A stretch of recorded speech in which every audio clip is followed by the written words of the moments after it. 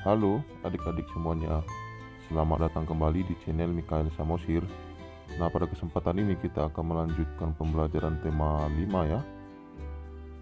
Kita masuk pada subtema 1, bagian pembelajaran kedua. Baik, kita mulai saja. Dalam pameran negara-negara ASEAN, banyak sekali produk dari berbagai negara yang diperkenalkan. Produk-produk tersebut dikemas dengan cara menarik. Dalam pameran negara-negara ASEAN, banyak terlihat reklame yang digunakan untuk mempromosikan berbagai negara. Perhatikan reklame di stand Indonesia berikut.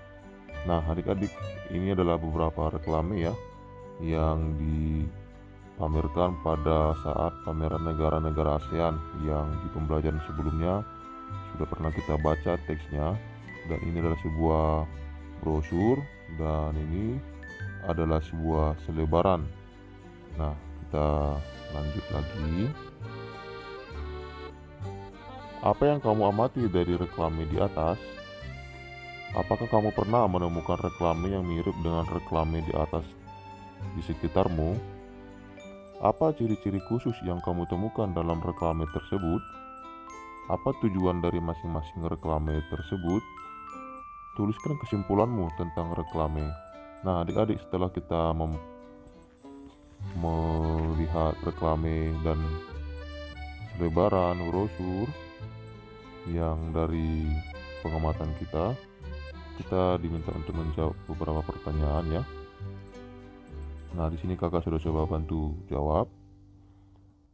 Apa yang kamu amati dari reklame di atas? Nah, itu adalah reklame, gambar, dan tulisan ya. Apakah kamu pernah menemukan reklame yang mirip dengan reklame di atas di sekitarmu? Pasti pernah ya adik-adik. Apa ciri-ciri khusus yang kamu temukan dalam reklame tersebut? Memuat informasi singkat namun jelas, terdapat gambar yang menarik, dan terdapat penawaran yang menarik. Apa tujuan dari masing-masing reklame tersebut? Tujuannya untuk memperkenalkan produk dan untuk memberi informasi tentang suatu kegiatan. Lalu, tuliskan kesimpulanmu tentang reklame.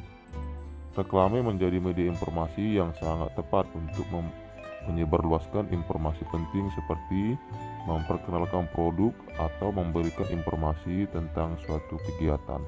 Nah, ini adalah jawaban alternatif dari beberapa pertanyaan ya, setelah kita mengamati reklame pada gambar yang tadi. Reklame adalah alat untuk menawarkan, mempromosikan, memperkenalkan barang-barang hasil produksi atau jasa kepada masyarakat dengan menggunakan gambar dan kata-kata yang menarik. Tujuan reklame adalah agar suatu produk dapat dikenal oleh masyarakat dan masyarakat memiliki keinginan untuk membelinya. Contoh reklame dapat berupa poster, spanduk, brosur, selebaran, logo, baliho, dan embalase. Nah, ini adalah definisi reklame dan tujuan reklame, kemudian contoh-contoh reklame ya. Dalam pameran negara-negara ASEAN, kita bisa menemukan keberagaman ekonomi atau usaha dari berbagai negara. Apakah kamu juga menemukan keberagaman ekonomi di sekitarmu?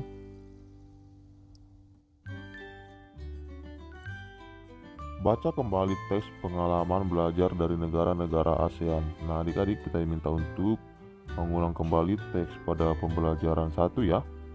Apakah kamu menemukan keberagaman ekonomi atau usaha dalam teks tersebut? Tuliskan jawabanmu beserta penjelasannya.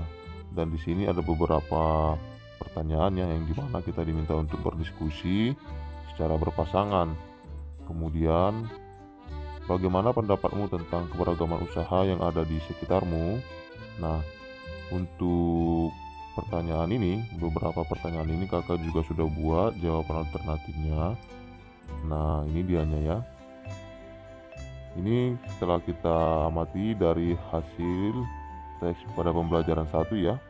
Apakah kamu menemukan keberagaman ekonomi atau usaha dalam teks tersebut?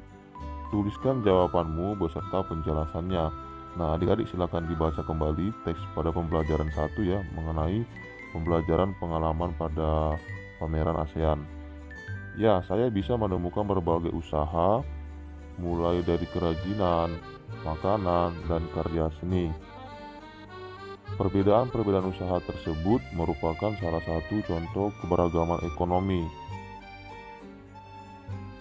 Diskusikan jawabanmu secara berpasangan. Apakah kamu juga menemukan keberagaman ekonomi atau usaha di sekitarmu? Jelaskan. Ya, di lingkungan saya ada yang menjadi pedagang toko, penjual pakaian, pedagang sayur, penjual makanan, tukang servis elektronik, serta penyedia kos bagi para pendatang. Nah, ini tergantung lingkungan sekitar adik-adik ya. Nanti jawabannya boleh ditambahin yang dimana jawabannya sesuai dengan apa yang ada di lingkungan adik-adik. Kemudian, bagaimana pendapatmu tentang keberagaman usaha yang ada di sekitarmu? Nah, ini pendapat dari kakak. Ini hanya cuman jawaban alternatif saja. Saya merasa dimudahkan karena dengan adanya penyedia produk atau jasa di sekitar saya, sehingga beberapa kebutuhan saya bisa didapatkan lebih dekat. Nah, ini adalah suatu pendapat ya. Pendapat dari kakak, nanti adik-adik silakan ditambahkan.